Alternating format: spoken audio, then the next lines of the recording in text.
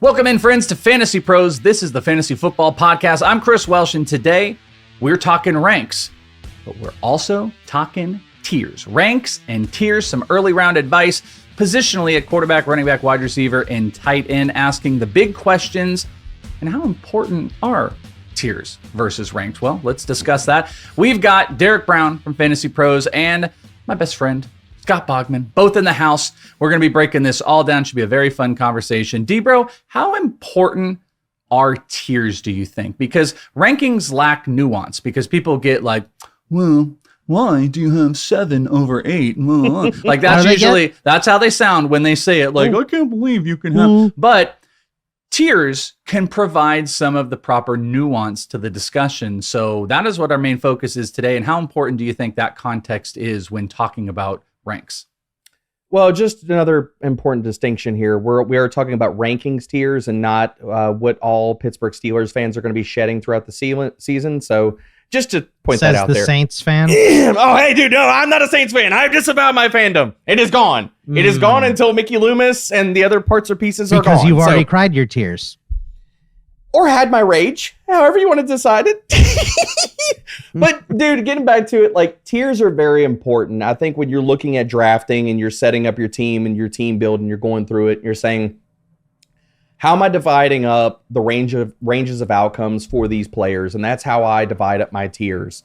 Guys that I think have higher upside than others, where I'm ranking them and how I'm formulating those tiers. So if a guy is at the back end of a tier and then it's like the desert, whether it's wide receiver, running back, tight end, where have you, then I'm more likely to take a guy at the end of that tier instead of playing the ADP chicken game and saying, well, maybe he comes back to me.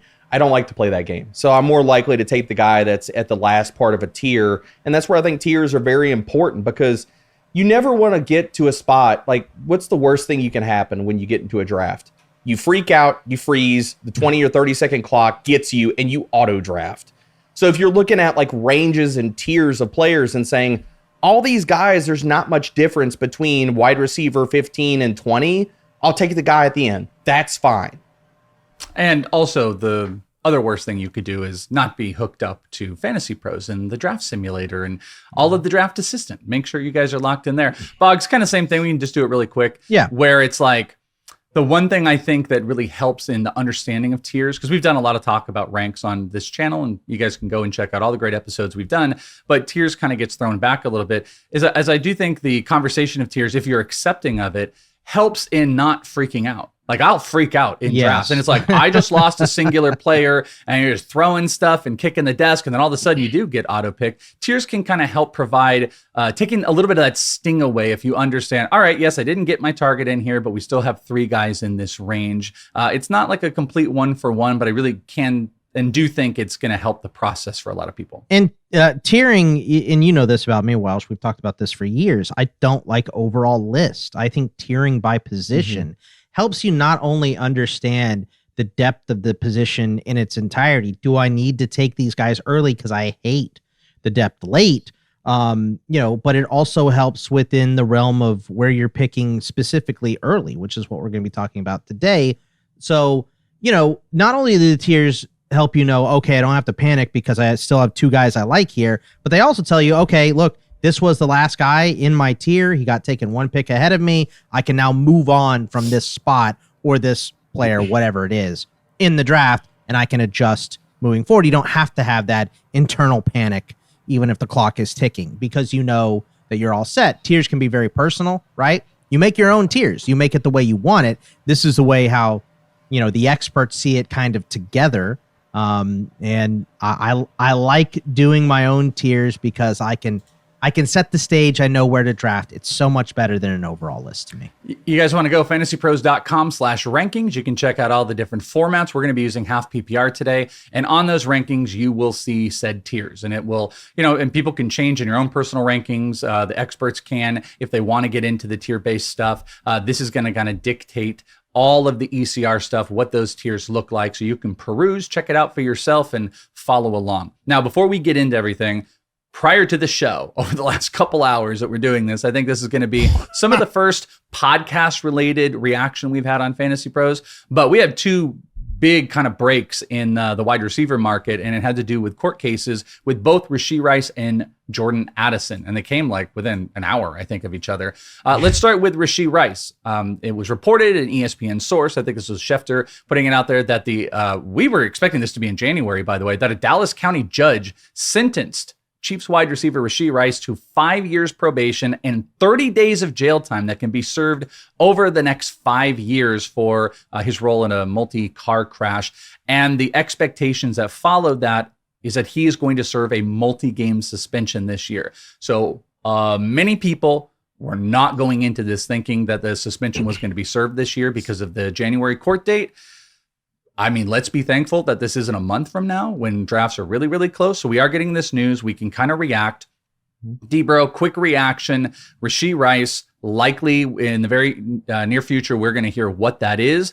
2 to 4 games is being thrown out. 4 seems to be the number that a lot of people are sitting with. Your instant reaction, what changes in the ranks, and does Xavier Worthy get a big boost? He gets a big Xavier Worthy gets a big boost in the early part of the season when he's going to be able to take over or reprise the Rashee Rice role that really led to him taking off towards the back end of last season. Erickson and I dove through all of that on Fantasy Court earlier this week, so people need to go check that on YouTube. But Rice, I bumped down from wide receiver 13, 14-ish is where I had him. I bumped him all the way down to wide receiver 22. Some of that is with the assumption, like I'm kind of ballparking like 2 to 3 games. So if he gets 4, again, it's a quarter of the season, man. Like, I'm not that worried about it. I think the bigger news is that it did raise Xavier Worthy. I'm still much lower than consensus because I don't think the boost for Xavier Worthy lasts. I think when Rice comes back, he gets the role that he had before and gets it back. And just from the simple common sense aspect of it, Xavier Worthy can play the Rice role. Rice can't do what Xavier Worthy does in that offense and be a field stretcher. So I think those roles do flip. Worthy goes back to being the field stretcher. Whenever Rice is back on the field, it's just a matter of when, not if. Boggs, I had Rashee Rice really, really high. Big gap between Worthy and him.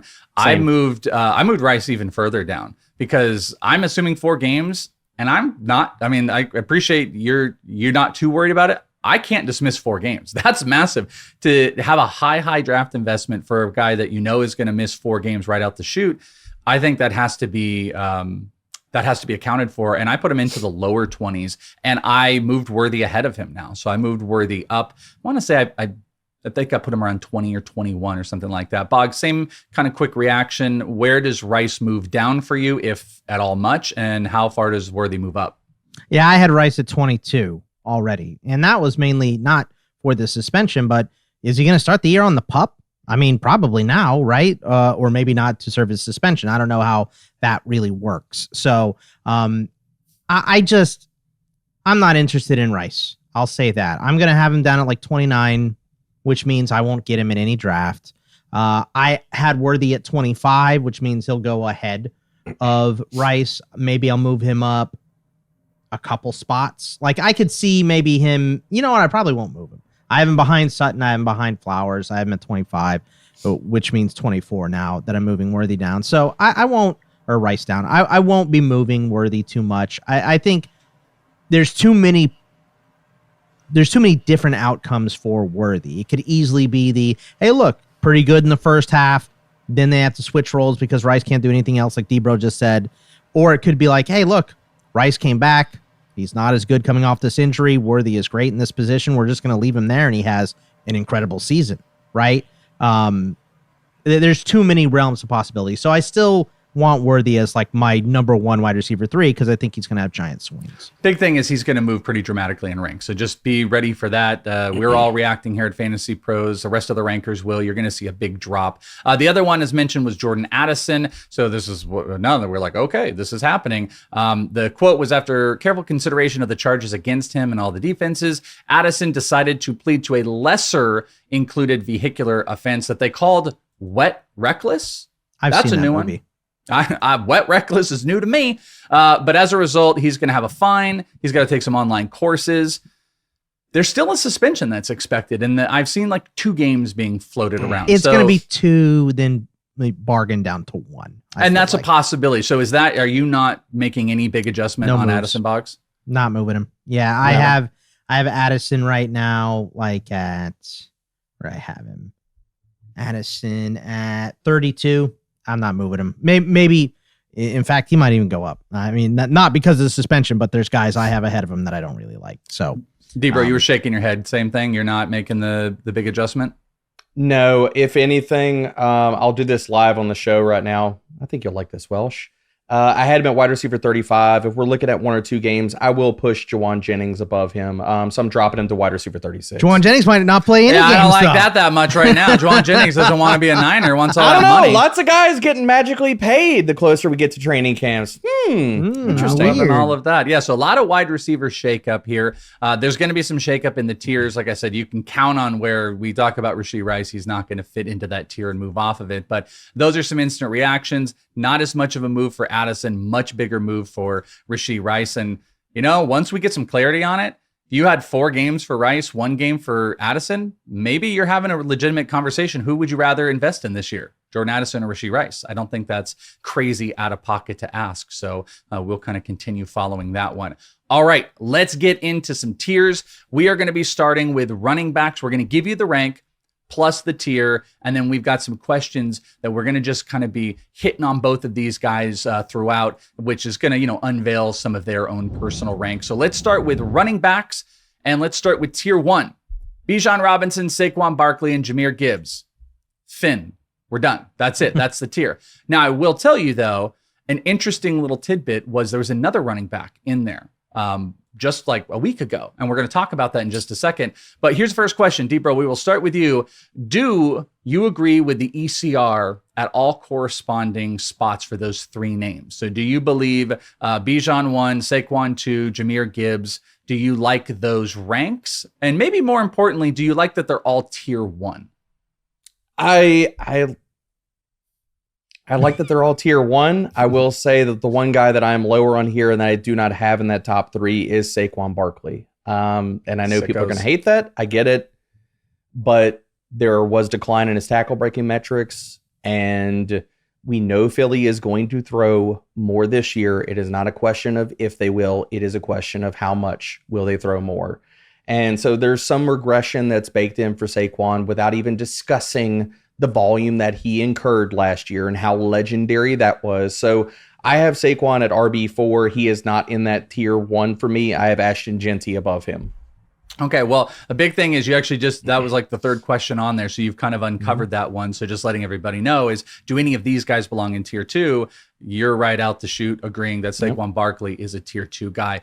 Boggs, maybe we'll put the focus a little bit more on the tier. Do you believe that Bijan, Saquon, and Jahmyr Gibbs belong in tier 1? Yep, that's my tier, is those 3 guys. I have Saquon and Bijan switched, so I have Saquon at 1. I mean, dude scored 3 more points than any other running back per game last season. I understand that those numbers are hard to repeat. I understand the history of 400-plus touches. Saquon doesn't get touched until he passes the offensive line. So the tackle breaking measures, stuff be damned. I don't care because he's not getting touched for the first 5 yards, right? So Saquon's still number 1 to me, but they're all a risk. Any running back is a risk. So that's kind of why I saw Saquon at 1. I understand the history of 400 touches. It's a lot, but this is the tier. I think these are the guys. I understand Ashton Genty being in here. I don't disagree with it. I just want to see it first. So until I see it, he's not in 1. I will clarify too. I just have a bigger tier 1 than what we have on ECR. So my tier 1 is Bijan, Gibbs, Genty, Barkley, and CMC. So like I've pushed out my tier 1, and the way that I'm categorizing tier 1 is, what are these guys and who's likely, like, could they be the RB1 overall? And that's really what I'm saying with the top 5 there. You guys are blowing up all my questions. You guys are sorry. You just literally destroyed the entire tier 1 for me because Genty was the next thing. So I guess I'm just gonna ask, since you guys have already answered it, Genty was there in tier 1. You guys do the show if you want, by the way. I'll just step out. You guys are doing the whole thing. Get out then. Genty was tier 1 a week ago, and he got pushed out. So another version, you guys are going to make me do this all on the fly. You guys are killing me. Another question I wanted to ask was how close tier 1 and 2 is, because sometimes tiers can be a true great representation of this is a major gap. But also in the same I'm strict. I'm way stricter than most about tiers. Bogman and I kind of go through this all the time. Where Bogman will be, and like you, like I got 7 guys. To me, tiers are strictly built around, would I ever take this guy over that guy? And if the answer is no, then I do not put them in the tier. So that's why where you guys we're going to talk about 4 tiers of running backs that goes through 25 players. To me, it's probably 7 different tiers for that. So really the question kind of I want to now throw in here is, do you think the gaps in tier 1, tier 2 are big enough that a guy like Genty doesn't deserve to be 1, or or I guess McCaffrey got in there. So Boggs, we'll start with you. Yeah, let me say this first. I'm pretty staunch on my tiers as well, but I'll listen to an argument of why somebody has an expanded tier or a shorter tier. I understand, my thought doesn't have to be your thought. I completely get it. Like, we're all aggregating this information, spitting it out the way we see it. So, but to me, I'm hardlined. Those are my top 3. There's in no world would I take any guys under those top 3 over the top 3. So to me, hard line in the sand, my top 3. So is there a scenario, Debro, where I got to be honest, I don't remember. Did you say Genty was in your tier 1 with McCaffrey? Genty and CMC, and who else? Debro? Yeah, it's Bijan, Gibbs, Genty, Barkley, and CMC in that order. Okay, they're my tier 1. Is there a scenario where Genty can move up above, let's say, Gibbs? Like, is there a scenario where, like, in a true tier conversation here, putting you to the test, could you see get him Welsh, where you're just like, yeah, I am going to take Genty over those guys? Because again, that is how I separate tiers. No, I wouldn't push Genty over Gibbs, only because I think the ceiling is, maybe the ceiling of RB1 overall is questionable, but the floor is, we've already seen what the floor is. So I won't push him over that, but like, yeah, we're talking about how are you formulating tiers and what are you looking at when you're making those tiers? For me, I look at like kind of similar archetypes. I look at ranges. I look at range of outcomes with guys.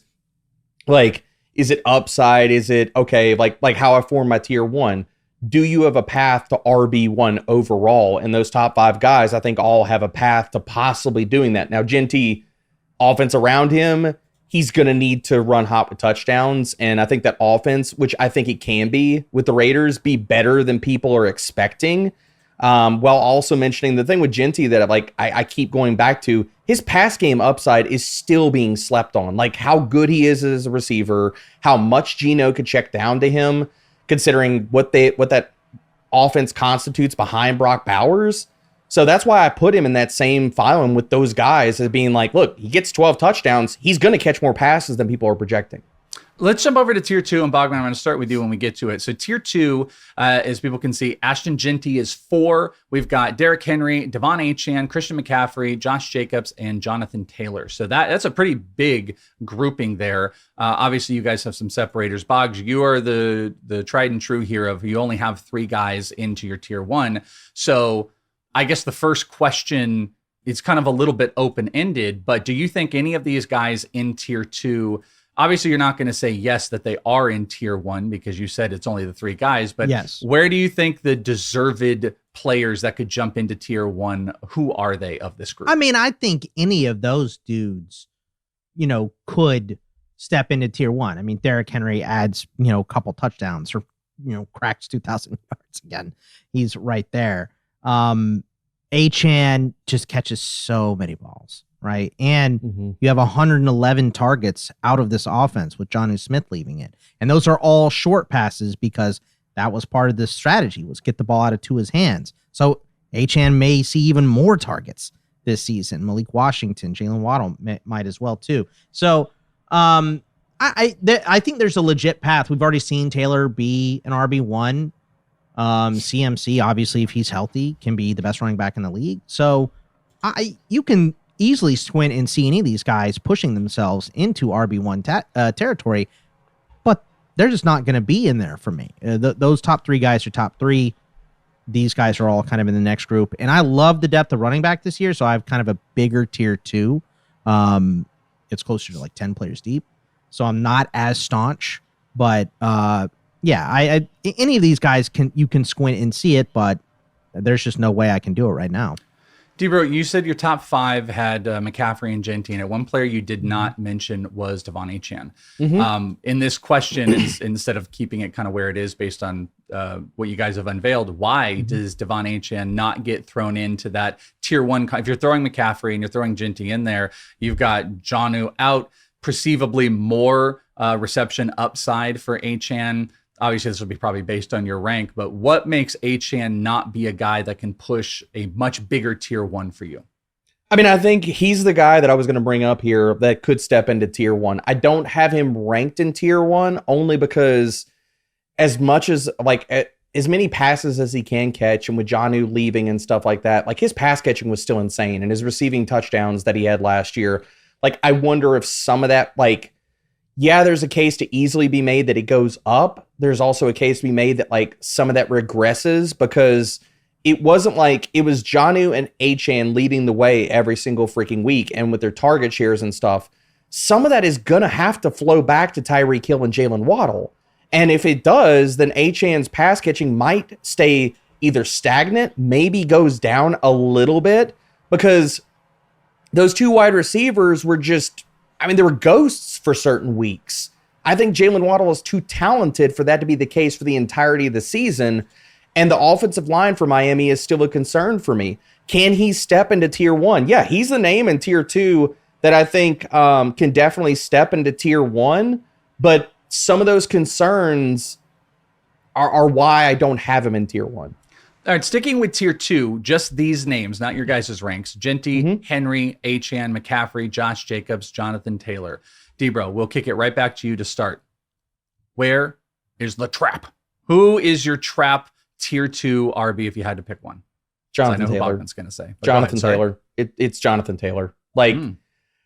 I understand the bull case for Jonathan Taylor, but I think there are so many downsides to Jonathan Taylor, whether we want to talk about the injuries that he's had over the last few years, the step back and tackle breaking, because, if you look at it, his explosive run rate was fine. His missed tackles force and his yards after contact per attempt dipped severely last year. And is he going to get checkdowns? Is he going to get pass game involvement? And everybody's like, oh, well, look at the splits he got with Joe Flacco. Bro, Anthony Richardson and Daniel Jones are not Joe Flacco. They're going to run instead of checking it down. And JT's never been efficient as a pass catcher. So it's a lot of risk and a lot of volume will carry the day for Jonathan Taylor that I don't have him in this tier. And I think in this tier, he's the landmine. Boggs, I jokingly say we know both what you're gonna say, but you're also, it might not be wrong. I'm in the camp with Debro on this, and I'm kind of speaking for you. But when you're looking at these names, there's only so many you can pick. You're gonna say Christian McCaffrey's the trap. Yeah, of course. I have him at 13. He's not an RB1 to me. And by the way, I could easily be wrong. Christian McCaffrey has the skill to still be RB number 1 in the class. I'm not sitting here saying that Christian McCaffrey can't play football. Homie can play. He's a Hall of Fame running back, right? So we all know that. I don't trust anything the Niners are telling us about Christian McCaffrey, and I don't understand how anyone could. They were wrong. I'll make the case. Year. When you get done, I'll make the case. But they were wrong last year. They gave him an extension. They talked about how he was perfectly fine and healthy. He wasn't going to play in the preseason. That was that. And he still ended up missing 8 million games, playing 3 games, looking inefficient, having to go to Germany for bilateral Achilles tendonitis. And Shanahan is just never going to stick to his word and pull this guy off the field more. He's just going to give him way too many touches, it feels like, every single time, because we've heard this story year after year after year after year. CMC is a guy who has played 6 seasons and has 12 seasons of wear on him already. I'm just not interested. Go ahead, Debro. So with CMC, we saw the same issues for George Kittle. It just didn't get as highly publicized. He had the same exact issue, got stem cell infusions, and hasn't had a problem with his Achilles since. And the roller coaster with CMC, yeah, if we want to follow the roller coaster, he breaks down after the high usage seasons, but then he bounces back. So if aren't CMC's we ready a roller for the bounce? coaster, part of it's missing, bro. There's a big piece of track that just is not there. I'll say this. If CMC stays healthy this year, Bogman, Is he much better than RB13 in fantasy points per game? Of course. Okay, well, but that's the thing. What are the odds of that, D-Bro? I think they're about 10%. They're just as equal as him getting hurt. Like, I think, like... They're not. Dude. I just fundamentally disagree with you on that. That's all. Fine. And we can agree to disagree. That's fine. He is the trap to me. And listen, Taylor is the easy number 2. Taylor has had issues. But if I'm drafting Taylor, I'm also drafting DJ Giddens. If I'm drafting CMC, I'm taking Garendo. So, make sure if you are investing in these guys, just be set for it. Get their handcuff. Not hard. Yeah, the last thing I'll say on CMC is when we did see him on the field last year, a 22% missed tackle rate and at 1.8 yards per route run, his skills are still top shelf. So this is just a bet on health or not health. I could be with egg on my face, but if he's healthy, he's going to be a top 5 running back. And to the point, like we were all talking about Shanahan and decreasing work, shouldn't we look at that as a positive? Like, but he's never going to do it, D-Bro. But that's my point. But that's my point. If he doesn't do it, we know he's getting all the freaking work, and then he goes back to about. But the years he hasn't been hurt like that, again, the years he hasn't been hurt, he's broken fantasy. Give me fantasy breaking upside at the back end of the first round, because if he stays healthy, that happens. You don't have to tell me this. I'm the OG CMC guy. I was. Then why are you hating him? Because I've seen this movie before. And by the way, how much does Welsh love lighting the match and watching us fight? I mean, if this over a 49er, I know it. I will say we're going to move on, but I will say if this was fantasy court, Bogman would be held in contempt and kicked out of the court because I'm a CMC guy. But I do agree. You guys keep going on about it. There's only 2 arguments in my mind of Christian McCaffrey: are you fearful of injury, or are you going to bet on talent? Because guess what? When he's healthy, he's the best running back in the NFL, but he doesn't stay healthy. So everything else is nuance here. You either believe he's going to get hurt again, or you want to bet because the talent is so high that you're willing to move away. He's not. That's a dumb argument. Yeah, he's not bad. He's not old. The skills are still in there. It's just, is he going to get hurt again? I'm not taking the risk. D-Bro is, period. Yeah, there you go. All right, tier 3. We're going to kind of burn through these ones. Tier 3, we've got running backs 10 through 16 on ECR. Bucky Irving, Kyron Williams, Chase Brown, Breece Hall, James Cook, Ken Walker, and Alvin Kamara. That is a nice list of players. Bogman, do any of these players belong in tier 2 for you? Bucky does. And Bucky was just so good last season. It's hard to see how he doesn't have more touches. He'll at least have that role for the entire season. He is a dude that the reason I have JT over Bucky is because I don't think Bucky is big enough to handle the kind of crazy workload that JT gets, but JT has not been able to handle that crazy workload recently with the ankle injuries that he's had. He's never had a major injury, but I just think for Bucky, he's so good. The role is so good. Mayfield was excellent around him. They added pieces in the receiving game as well. Like, just the path for him to get easy yards underneath is there. He doesn't need 300 touches to be an impact player. He's not going to get 300 touches. That kind of caps his upside, but the skill is so good. So to me, it's Bucky. It's a good name. D-Bro, same thing. Is there a player in this tier 3 that you think belongs in tier 2? I think there's 2 guys. I think Bucky Irving's the easy guy. I think we're replaying last year's analysis for Devon Achane with Bucky Irving. Except last year everybody was in on Achane and said, "Oh, he takes a step forward," and we saw that. But people don't want to make the same intuitive leap with Bucky Irving. Like, I'm not telling you that he's going to be an 80-90% snap guy, but everybody's projecting that Baker Mayfield's going to take a step back. Well, if the offense is still good, those touchdowns got to go somewhere, dude. Okay, well, they're probably going to go to Bucky freaking Irving.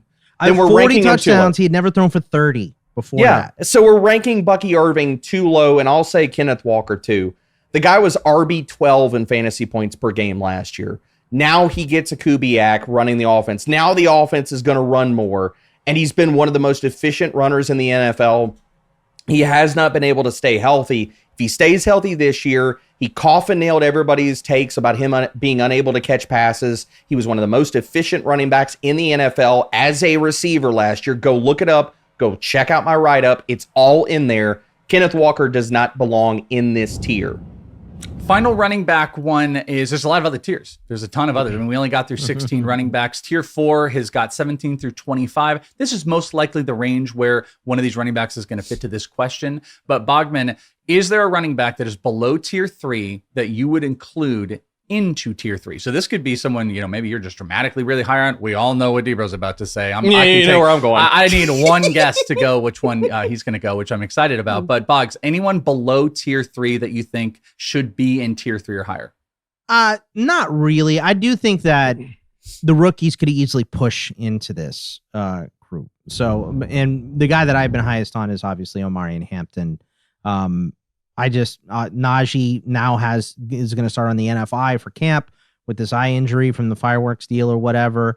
I think Omari and Hampton is just a much, much better running back than Najee. But I will admit this, everything I'm excited about Omari and Hampton for is exactly what I was excited for Najee for coming into the league. And Najee didn't pan out. That rookie year was great, though. I expect kind of the same type of deal from Hampton. So I think he's a guy that could potentially boost. For sure. Yay or nay, Debro, the name you're going to say is a rookie running back. It's a rookie running back. Let's hear it. You know exactly where I'm going, dude. It's just, it's RJ Harvey. It's always been RJ Harvey. Like, the only reason he's this low is because people don't want to project. They're fine doing that with Marion Hampton. They're fine doing that with other rookie running backs. They're fine doing that with other players. They don't want to do it with RJ Harvey because they weren't high enough on him as a prospect. I've said it before and I'll say it again. RJ Harvey and Omarion Hampton's ADPs should be flipped. I'm not. Tell me who you're worried about it more in a vacuum. Najee Harris versus J.K. Dobbins should be Najee Harris. Which one of these guys is actually going to catch passes out of the backfield? Because Greg Roman does not throw to his running backs. Sean Payton does and does a lot. So RJ Harvey does not belong in this. He should be a tier 3 back. I don't think this guy should be a tier 3 back. But you say all those things, and I start going Caleb Johnson, like all the things. Yes, I wasn't gonna go there for time, but dude, yes, Caleb Johnson deserves to be in tier 4. It is ridiculous with the projected volume, his talent, that he's not in this tier and is not a top 24 running back. That is insane to me. People are gonna draft DeAndre Swift over Caleb Johnson. Have fun with this year's epitome of a dead zone back. We'll see. We'll see if he moves, and you guys can keep adjusting and watching those ranks and see where he moves as far as tiers. Get into wide receivers, but first, it's time for you to get in the game. Best Ball is live at DraftKings. $15 million is on the line with real stakes and real excitement. Best Ball is the biggest fantasy contest at DraftKings. We're taking a $15 million guaranteed prize pool with 2 millionaires being crowned for first and second place. Play season-long fantasy football the DraftKings way with Best Ball. There's no waiver wires, no roster management. You get bigger rosters so injuries won't end your season. Just draft your team and you're set. If a shot at winning a share of $15 million isn't enough to get you excited, check this out. DraftKings is offering everyone a, quote, draft one, get one special. Your $20 entry fee scores you a bonus ticket. So download the DraftKings app and use code FANTASYPROS. That's FANTASYPROS for all customers who enter the NFL Best Ball 15 million guaranteed contest to get a bonus ticket and get a shot at being crowned one of 2 millionaires. Only at DraftKings. Gentlemen, wide receivers ranks and their tiers. Similar to the running backs, wide receiver 1 is going to be a little bit, or tier 1 is going to be a little bit easier. Currently set with Jamar Chase as the ECR number 1 wide receiver, Justin Jefferson at 2, CeeDee Lamb at 3. Derek Brown, do you disagree that any of these players should not be a tier 1 wide receiver? Nope. I agree with it. I agree with all 3 of these players, and I agree with the order. It's exactly how I have it. Bogman, do you agree with the order though? Yep. Same. Oh, let's go. All right. So now we're rocking. Hey, guess what? Easy stuff. Let's move to the second portion of this. Going to tier 2, because we're really not going to sit on any other Chase, bit Jefferson, of this. Lamb are amazing. They're all good. They all have great options. Lamb has to be at the bottom because Dak is most likely to get hurt. No, thank you for doing. Actually, there's one more. I am going to inject one more. Okay. My question and my statement to tiers: is there a scenario where CeeDee Lamb goes over, I'm not going to say Jamar Chase, but Justin Jefferson to you? Because my argument would be, that maybe tier 1 should only be, maybe it should only be Justin or Jamar Chase, frankly, or Jefferson and Chase. Do you even see a scenario where Lamb can not only move over Chase, but move over Jefferson? Boggs? No. It's fine if you want to do that. CeeDee Lamb is incredibly skilled. If you want to say he's the best wide receiver in the NFL and you think that, great. He's definitely one of the top 3 for sure. But I'm not going to move Jefferson because of McCarthy. I think McCarthy's pretty good. I think he's better than Darnold. Darnold was pretty miserable until he ended up in Minnesota. So I think the system is going to be fine for Jefferson. He sticks at 2 for me. So is there any interchangeability for tier 1 with you, D-Bro? You know what I'm pushing at, like here, like if CeeDee Lamb is so directly the bottom guy and he could never move and there's no scenario where you even paint it, it's like, well, then technically why is he in that tier? Maybe someone needs their own tier. I think you can make the case for Lamb at 2 over 3. I'm not there, but I'll hear it. I mean, he has been the wide receiver 1 overall previously in a broken Dallas offense last year when they didn't have any other weapons opposite him. Then yeah, they had lots of problems. But we've also seen in that same offense with Cooper Rush, this team was 3rd in passing attempts.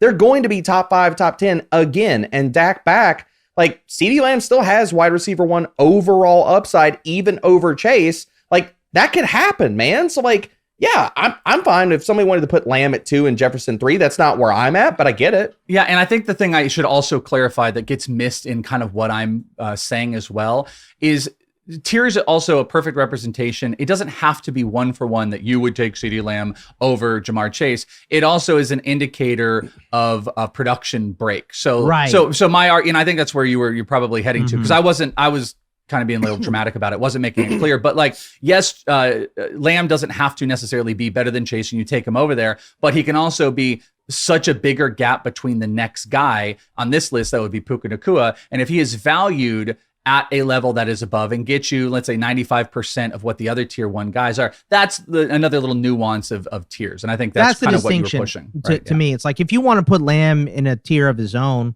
that's okay. But like, he's definitely not in tier 2. So he's either a tier by himself or he's in tier 1. I think D-Bro laid it out perfectly. It's like, he still has the skill to be the wide receiver 1 overall. I just would never draft him there. So he has to stay in wide receiver 1 tier to me. All right, moving to tier 2, it is quite a bit bigger. So the wide receiver 4 starts us off with Puka Nacua.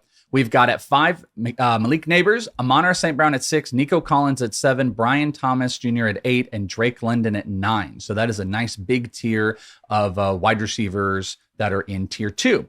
So the question is, do any of these wideouts belong in tier 1, Derek Brown?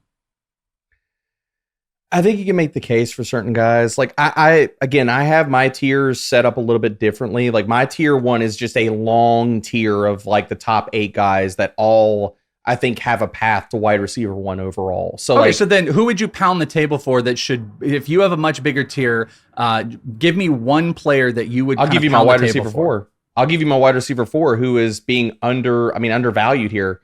And he's the wide receiver 8 in ECR. It's Brian Thomas Jr., dude. Like, we saw this last year. He was wide receiver 2 in fantasy points per game with freaking Mac Jones. And now they get Travis Hunter in the offense. We're all having questions about how much offense does he play. Okay, well, we're going to see a more efficient version of the Jacksonville Jaguars offense. And we get Liam Cohen, and he gets Trevor Lawrence coming back. He legitimately could lead the NFL in targets this year. I don't. That's the one guy. Like, if I were to make a case for anybody that like deserves maybe to be on the out, like to sneak into tier 1, it's Brian Thomas Jr. And I'm saying it with my ranking because he does have that type of upside. We already saw it last year. We just didn't see it over a full season. So everybody's like, well, I mean, yeah, but no, but and I'm willing to draft him aggressively. Boggs, is there a player in this tier 2 that you think belongs in tier 1? And if there's not, who would be the closest case you would make for a player that should be in that tier? Yeah, there's not to me. So I'll just say that straight out. I don't think any of these guys go into the tier with, Chase, Jefferson, and Lamb. If I had to pick one, it would be Malik Neighbors. He was second in the league in targets last season. They had horrific quarterback play with Daniel Jones there. So, Not that the ghost of Russell Wilson is much better, but it's much better than what they had there last year. And even if the rookie Jackson Dart has to take over, I think the quarterback play is improved. So a guy that was already number 2 in targets, adjusting to the NFL and being right there, that would be my guy if I had to make the case for anybody, but I will not make the case for anybody. Who is the trap? Tier 2 trap. Puka, Neighbors, St. Brown, Collins, Thomas, London, Bogman. If you had to pick one wide receiver, who is the trap in this tier? I don't think there is one. If I'm being honest, if you're, gun to my head, I have to pick probably Puka. Like if you want to say Matt Stafford is older, maybe injury prone at this point in his career. They're adding Devontae, who's going to score a bunch of touchdowns.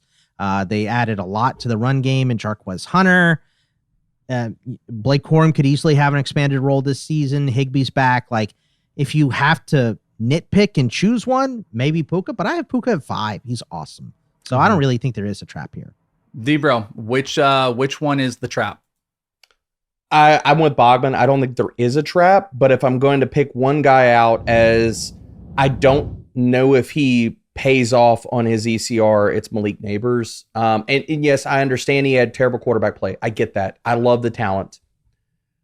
I think you can make a really easy case that Russell Wilson is a much more limited quarterback at this stage of his career than any of the guys that he played with last year. Like, it is literally either checkdowns or moon balls from Russ. There's not a lot in between. But if that's the case, they got Jameis and Dart. Well, that's fair. But again, like, we're projecting, like, if Russell is not good and he plays 5 or 6 games, that has to bump down Malik Neighbors. If he's bad, that's going to drag him down a little bit. So, like, I found myself, I'm lower on Malik Neighbors than consensus. Like, I still have him as a wide receiver 1. I'm not crazy. But if you're looking at one of the guys that, like, does he fail to live up being drafted as a top 5 wide receiver where he's still good, but top 5, dude, like, I want you to have a path like conceivably to maybe your wide receiver 1 overall, or maybe your top 3. I just don't see that with a combination of Dart and Russell Wilson, especially if Russell was bringing things down for 5 or 6 weeks of the season. That's all right. I'll say this. I don't think our heart was in that argument for either one of those guys. Neither one of you thought you had any real traps or anything like that, so I get it. All right, let's go to tier 3. Another big tier starting at wide receiver 10 all the way down to wide receiver 17. So that is a break of starting wide receiver 1s to mid wide receiver 2s. A.J. Brown at 10, Ladd McConkey at 11, T. Higgins, Jackson Smith and Jigba, Tyreek Hill, Garrett Wilson, Rashee Rice. We know he's not going to be there much longer, especially when the ranks update, and Devontae Adams. So that is our grouping. Bogman, which of these tier 3 wide receivers do you think belongs in tier 2? AJ Brown, pretty easy to me. Like, Debra already said it earlier in the show when we were talking about Saquon. This team's going to pass the ball more. AJ Brown is still a stud. He's also a gigantic crybaby when he doesn't get the ball. So we know he's going to pout and cry his way to getting the ball, as he always does. So, I mean, AJ Brown is so good. He just has such an incredibly high floor. He definitely deserves to be a tier above this, in my opinion. Bogman, keeping with the tiered theme here for crybaby AJ Brown, apparently. D-Bro, what do you think? Which tier 3 wide receiver belongs as a tier 2 for you? I will cape up a little bit for AJ Brown in saying that I think a lot of that was fictitiously puffed up by the Philadelphia media and not so much reading AJ a book Brown on the sideline because he's being a crybaby. Did you not see him crying in that game against Minnesota a couple years ago? Like, the guy's just a crybaby. But I know you don't like dramatic wide receivers. I get it, man. But if he was reading The Godfather, I have PTSD. that's okay, guys. Yeah. The Godfather is fine to fan. read on the sidelines. I don't know what else. Yeah, so I agree with Bogman that AJ Brown is the name here. They're going to pass more on a per route basis. He was still elite. Like, AJ Brown with any more volume would be the guy that I would say here. Are there any wide receivers, Debra, we'll start with you, in this tier that you think offer really good value given their cost? So again, the unique thing about this is there's a big gap between wide receiver 1s and wide receiver 2s in here. Who's your best value play out of this tier 3? Yeah, there's two obvious, there's an obvious value and there's an obvious trap for me in this tier. The obvious value is Devontae Adams. It's the age, man. Like, it's just because he is the age that he is being valued at this, where it's like consolidated passing attack. Davante Adams was still stellar, no matter however you slice it up, whether it's target share, whether it's separation, route win rate, anything. His time with the Jets, like, he was still really stinking good. And he's another guy that should be in tier 2, to be honest. Like, I have him as a wide receiver 1 in my rankings because this is going to be a consolidated target tree. Both those dudes are getting fed this year. Let's hear your trap too. We'll do value and trap. Dude, I've had the hardest time with Jackson Smith and Jigba this entire offseason. Like, he was the wide receiver 17 in fantasy points per game last year, and then people are saying that he takes another step forward, and he's the wide receiver 13 in ECR. I can't make that case. Like, I understand that it's only him and Cooper Kupp in that passing attack, but I feel like we're kind of getting lost in the sense that also Seattle is not going to throw the ball. They were a top 10, 12 passing rate team last year. We know they're going to run the ball. We have questions about how does he fit into this offense with Cooper Kupp? Like, what does that look like? And if you look at the per route metrics for Jackson Smith and Jigba, they're not great, man. Like 112 qualifying wide receivers, 62nd in separation, 88th in route win rate. Those aren't wonderful, man. So it's like, I have a hard time. Like, I think he's still a wide receiver 2, but paying like almost a wide receiver 1 price tag for JSN, that's where I have issues with it. Like, I just can't get there. All right, Boggs, cost and trap for tier 3. I'm kind of falling knife on Davante Adams. So I have him at 18, where his ECR is 17. I'm well below Debro on him. I don't Ageist. It may be a little bit. I do like JSN. I just think that I think we're putting the cart before the horse a little bit. Like, if Cooper Kupp doesn't work out, who cares? JSN is your guy. That's your guy that's going to lead this team in targets by 1 million, I feel like. So I think I'd probably say JSN could push into the next tier. In terms of bad values, I mean, it's just Rashee Rice is the only one here. The rest are good. Yeah, and that doesn't even count. All right, tier 4. Tier 4, the last one on the wide receivers we're going to do is wide receiver 18 through 25. We've got Mike Evans, Terry McLaurin, Marvin Harrison Jr., DJ Moore, DK Metcalf, Cortland Sutton, Devonta Smith, and Zay Flowers. Bogman, which of these players, if you could pick one, do you think, or if you're really adamant about 2, belong as tier 3 wide receivers from tier 4? Mike Evans, to me. What has Mike Evans done to... Yes. And by the way, you can't call me an ageist now, but... No, you're redeeming yourself, Bogman! To fall down this far. I have him right now at wide receiver 13. Yes, Egbuka comes in. It's not going to take anything away from Mike Evans. Mike Evans is still one of the best wide receivers in the league. He offers maybe one of the safer floors. If you want to say falling knife because he's old, I understand that argument. I'm not going to push back against it, but I don't have it for Mike. Because even when he got hurt last year, and our boy Pizza Pia said, there's no way he's going to hit 1,000 yards. Got to play the Panthers twice. He got there.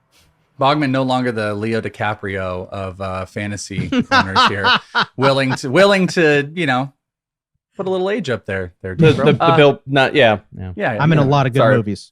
He does like now wide receivers over 25, so he's making steps in the right. I was going to make a Bill Belichick joke, but Shane Gillis already did it better for me last night. So, bro, who gonna read a bookie?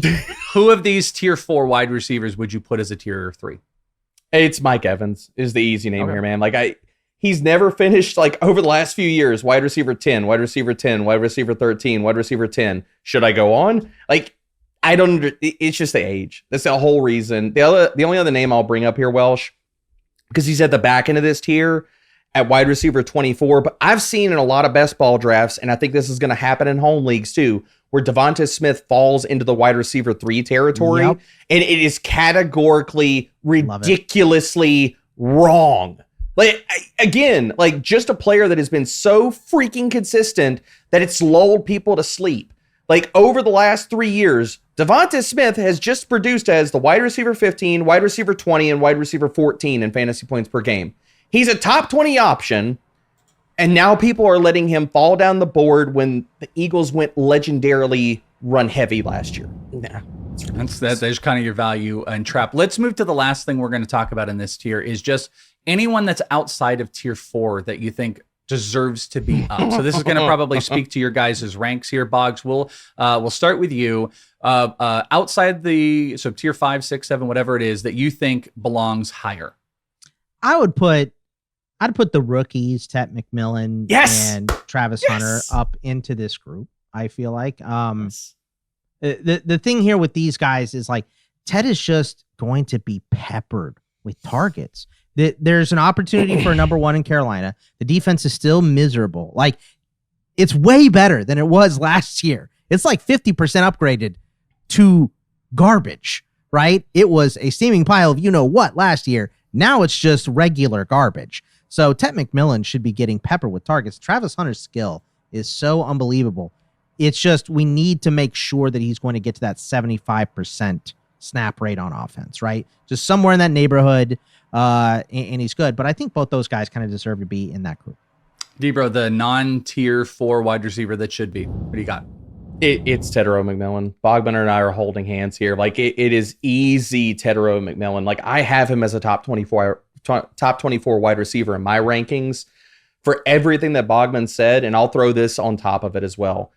I think people are missing that the Carolina Panthers were quietly not only pass happy whenever Bryce Young really ascended weeks 12 through 18. They were 13th in neutral passing rate.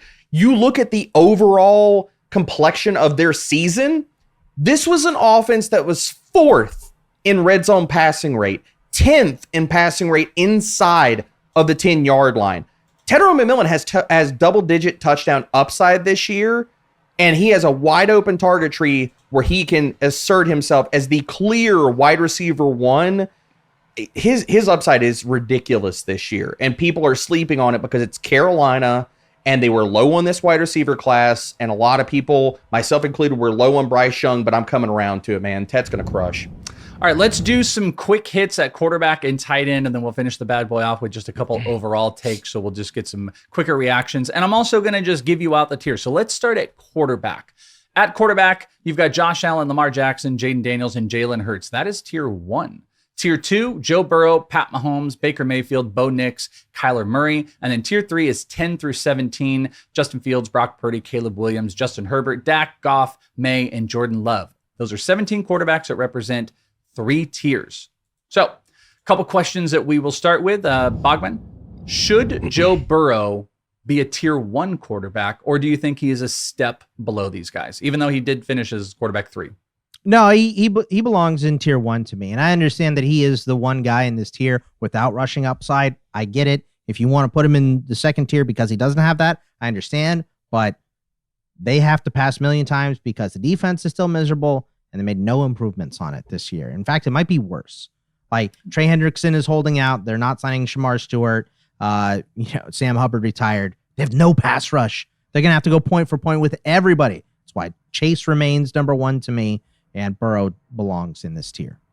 Same thing, Debro. Do you think Joe Burrow belongs with this grouping, or he is a step below, specifically, because the running is lacking, the running upside? I don't think he belongs in tier 1, but I think he belongs in his own tier by himself, alone in tier 2. Are there any of these quarterbacks? So I'm going to jump into top 5 because let's add Joe Burrow in there because there's a discussion that he is tier 1, or you're saying he's his own tier, that are worth their ECR. That is the big question here, because there is this battle of late quarterback versus the high-end players, what the value is. So being more specific about it, here are like the overall ADPs. Josh Allen, 25. Lamar Jackson at 26. So you're talking about a third-round investment, high third-round investment on both of those guys. Jaden Daniels at 31. It's about a middle third round. Jalen Hurts at 40 and Joe Burrow at 46. Debro, pick one quarterback that is worth the elite quarterback price. Jalen Hurts, and this is where tiers comes into it. The bottom of that tier, who is being undervalued, we've hammered it. A.J. Brown is undervalued. Devonta Smith is undervalued. Jalen Hurts is undervalued. He's the last part of that tier. He's access to QB1 overall upside, possibly. He shouldn't be going where he's going. He should be in the 30s right next to Jaden Daniels. Bog, same thing. Which of these quarterbacks is actually worth that cost at the end of the day? I think they're all worth it, and no one else is worth where they're getting picked, because I think you you want a guy from the upper echelon of quarterback and tight end this year, and everybody else under that is like in a gigantic tier to me. So pay up for a good quarterback this year because I like the depth of running back and wide receiver. That's what I would say. That next tier, which, whether it's Joe Burrow's tier 1 or Joe Burrow's his own special tier, whatever, the next group of guys, you got Pat Mahomes, Baker Mayfield, Bo Nix, Kyler Murray. Their relative range is, let's call it 60 to 80, somewhere in between there. That's the overall of where they're going. D-Bro, do one of those quarterbacks become a massive target for you? Or are you in the pass territory that you're going to someone else? So you can pick one of those guys in that 60 to 80 range. You can see the ranges of where they're going. Or if you're passing, who's the quarterback that you're passing for? I'll pass a lot of different times, and I'll just take Justin Fields later. But if I'm going one of these guys and the guy that I swear this is not a clip where anybody needs to think that I've been hacked or this is not a kidnap tweet. I'm going to pound the table for Bo Nix here. They added more playmakers around him. It's second year in the Sean Payton system. We know that he also carries rushing upside. And weeks 5 through 18, this dude was the QB6 in fantasy points per game. If this offense is even better this year and they step not like top 10, top 12 in scoring, but into top 5 land, Bo Nix could be like top 3 QB.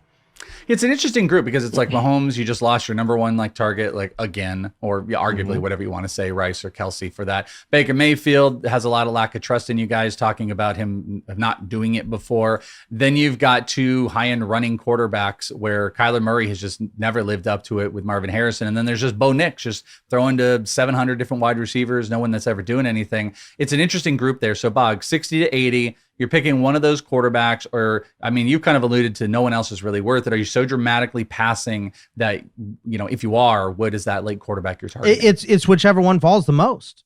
I've seen it where Kyler keeps tumbling and I get him in the range of the next group. Bo Nix falls sometimes because maybe people just don't like him or they don't believe it because he wasn't as hyped last year. You should believe it, by the way. When D-Bro was hammering on him last year, didn't like him, and switches. All nail. Look, I was not in on him. We all learn, right? Yep. So, if D-Bro and I can say we made a mistake, you should be able to too. So, Bo Nix goes late sometimes, but honestly, the answer is whoever falls out of this group, because I also like the next group. Same. Practice and master your draft strategy by testing it out in minutes using Fantasy Pros Draft Simulator. The Draft Simulator allows you to practice quick and fun, realistic mock drafts based on your league settings in just minutes. You could sit down for an hour and you could do more mocks than you probably have people in your league. Sync your league for free and try it today at fantasypros.com/mock or download the Fantasy Football Draft Wizard app and start playing around and testing some of this theory tiered talk that we've been doing and see how it works out for your drafts. Do it today. Gentlemen, going over to tight ends, we've got 3 tiers. Tier 1, Brock Bowers, Trey McBride, and George Kittle. Tier 2 opens up. Sam Laporta, Hawkinson, Kelsey, Andrews, Njoku, and Ingram. And guys, 10 through 17 is your tier 3. And boy, do these look different, from Tucker Kraft all the way down to Hunter Henry. Not going to even list off all those guys. Those are the tight ends that we are messing with. Bogman, which of these tier 1 tight ends do you prefer at cost? So you've got Brock Bowers, Trey McBride, and George Kittle. Obviously, the overall ADP of where they're going is quite a bit different. I think Kittle is 2 rounds lower than Brock Bowers. So pick one of those tier 1 tight ends that you think is best at cost. Kittle, easy. Yes, sir. And it's yes, sir. It's the top 3. And I'm way more staunch about this than I am about quarterback, because I think there's still skilled quarterbacks. That's why I want an elite one, because the bottom is all kind of the same to me. At tight end, it's different. I want an elite one because there's no other really good ones. There's decent ones to pick from and hope. Tucker Kraft, you can hope on an upside for Evan Ingram, guys like this. You can find a reason to like another tight end, but these are the 3. And with running back and wide receiver being particularly deep, in my opinion, this season, I want to get an elite quarterback. I want to get an elite tight end, specifically one of these tight ends, because I don't like the rest of the group. So I will take the cheapest guy on this because he is the cheapest guy in George Kittle. Averaged the most points at tight end last season. Just unbelievable career for this guy, and he's still really good. Brock Bowers is awesome. I think Trey McBride is going to improve on the touchdowns. I want one of those 3 real bad. After that, I don't really care. It opens up.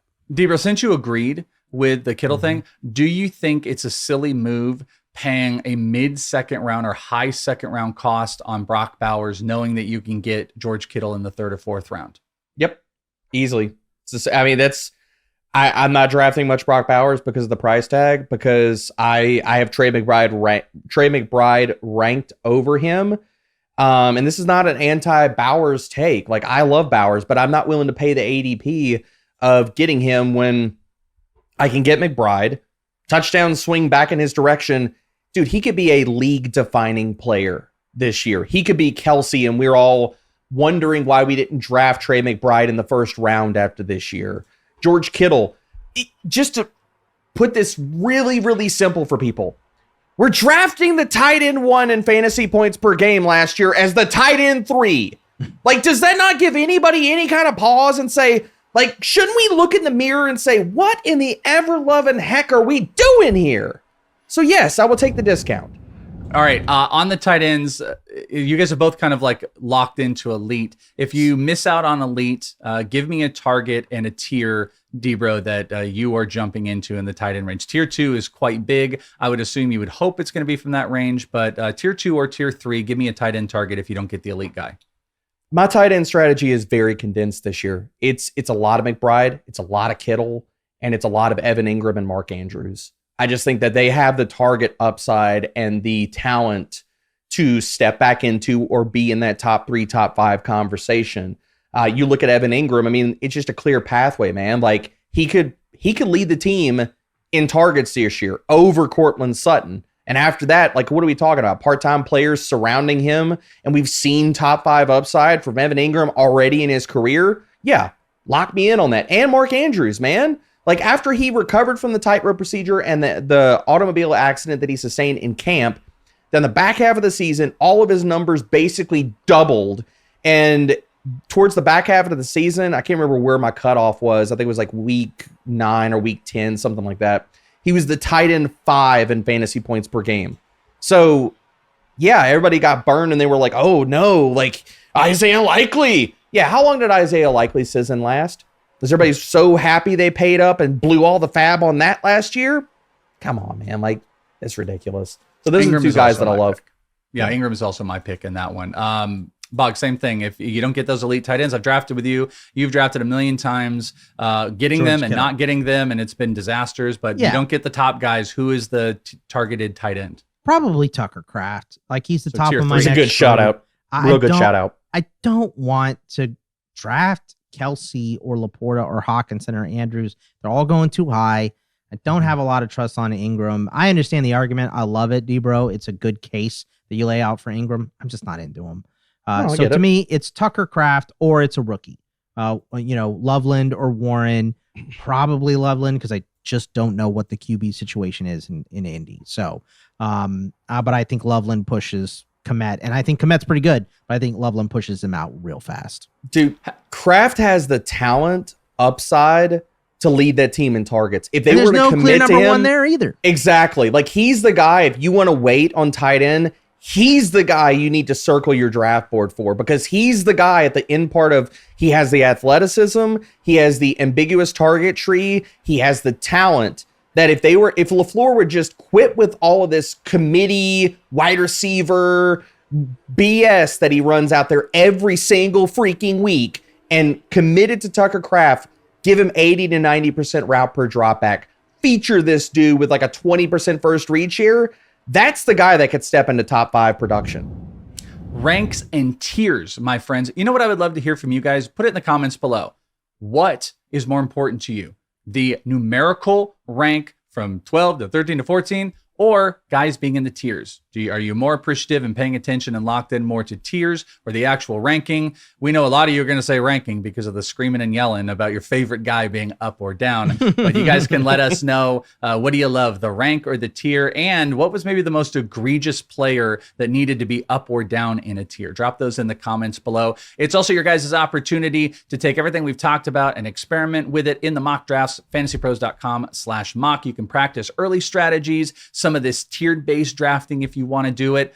High-end quarterbacks, try not to miss on the tight ends, play around, you can get locked in over at fantasypros.com/mock. And everything we talked about today is fantasypros.com/rankings. You can click on full PPR, standard, half PPR. We use half PPR, but you can see the ranks and the tiers of all of our expert consensus ranks. And if you want to click on a player, you might see Bogman's value on him, Debro's, mine, and everybody else. So make sure that you check that out today. And your final draft prep with the draft kit at Fantasy Pros. I want you guys to go check that out. Debro, Erickson, and Fitz have been putting out articles like crazy. I am slow tiering some of mine, so you can check out mine and Joe Pisapia's.